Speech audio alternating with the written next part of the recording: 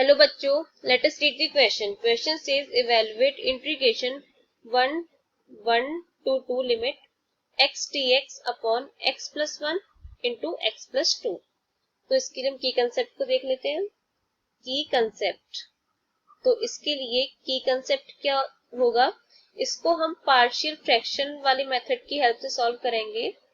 Partial fraction method. सबसे पहले हम इसके पार्शियल फ्रैक्शन करेंगे, फिर हम इसका अलग अलग इंटीग्रेशन करेंगे, जिसमें कि हम यूज करेंगे formula integration 1 upon x D x. ये होता है log x प्लस सी. तो अब हमें यहाँ पे क्वेश्चन में क्या दे रखा है, integration 1 to 2 x D x upon x plus 1 into x plus 2. तो सबसे पहले हम सिर्फ ये एक्सप्रेशन ले लेते हैं अंदर वाला x upon x plus 1 x plus 2, और इसके हम पार्शियल फ्रैक्शन कर देते हैं, फिर इसका हम अलग अलग इंटीग्रेशन कर देंगे.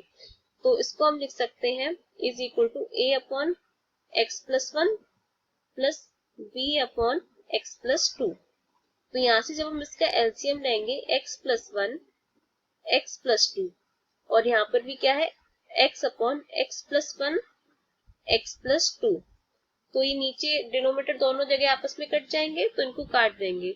ऊपर क्या हो जाएगा a x plus 2 plus b x plus 1, और नीचे आपस में ये कट जाएंगे. तो कितना बचेगा x is equal to a x plus 2 plus b x plus 1.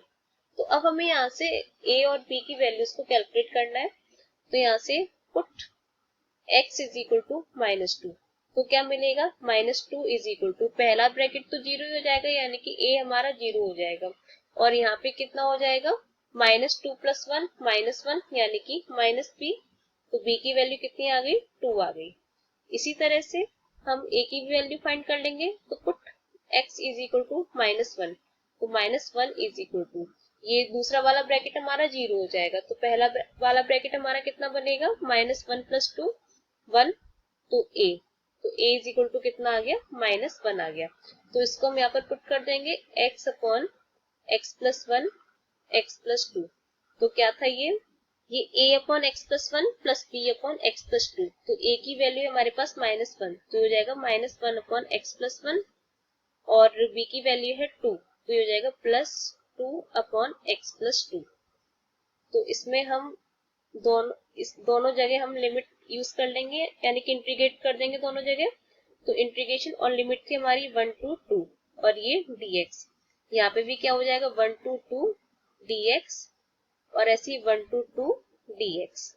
तो अब हमें इसका अलग अलग इंटीग्रेशन कर देना है. तो ये हमारा हो जाएगा, माइनस को हम आगे लिख लेते हैं, माइनस, तो कितना बचेगा 1 अपॉन एक्स प्लस 1, और 1 अपॉन एक्स का इंटीग्रेशन होता है log x. तो ये कितना हो जाएगा माइनस log x प्लस 1, और यहाँ पे लिमिट आ जाएगी हमारी 1 to 2. इसमें हम कांस्टेंट का यूज नहीं करते हैं लिमिट में, और ये कितना हो जाएगा 2 आगे लिख देते हैं, 2 log, ये यहाँ पे मॉड आता है, ये यहाँ पर भी मॉड आएगा, 2 log x प्लस 2, और लिमिट आ जाएगी हमारी पूरी 1 to 2. तो पहले हम यहाँ पे अपर लिमिट का यूज करते हैं, फिर लोअर लिमिट का यूज करते हैं. तो यहाँ पे क्या हो जाएगा, माइनस आगे है log 2 प्लस 1 3 माइनस log 2, और यहाँ पे हम 2 को बाहर निकाल लेते हैं, तो कितना बनेगा 2 log 2 प्लस 2 4 माइनस log 3. ये हो गया.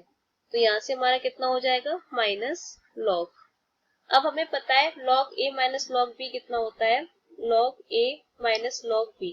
log की प्रॉपर्टी के अकॉर्डिंग हम इसे क्या लिख सकते हैं, log a अपॉन b लिख सकते हैं. तो ये हो जाएगा हमारा माइनस का log 3 upon 2 plus 2 log 4 upon 3. ये हो गया. और हमें एक और प्रॉपर्टी पता है कि m log n क्या होता है, ये होता है log n to the power m. ये होता है. तो यहाँ से हमारा माइनस साइन जब ऊपर जाएगा 3/2 के, तो ये इनवर्स हो जाएगा, यानी कि इसे उल्टा करके लिख देते हैं. तो log 2/3, और यहाँ पे हो जाएगा log 4/3 की पावर 2. ये हो गया. तो यहां से क्या हो जाएगा, इज इक्वल टू लॉग, पहले में था 2/3 और प्लस लॉग यहाँ पे 4/3 की पावर 2। अब हमें एक और प्रॉपर्टी पता है लॉग की, log m plus log n। ये क्या होता है, लॉग m इंटू n ये होता है। तो ये हो जाएगा लॉग 2/3 इंटू 4/3 का होल स्क्वायर। तो ये हो जाएगा हमारा कुल मिला के 4 इंटू 4/3 इंटू 3। तो लॉग 2 इंटू 4 इंटू 4 ये हो जाएगा 32 और नीचे हो जाएगा 27। तो ये हमारा आंसर आ जाता है। Hope you understood well, best of luck.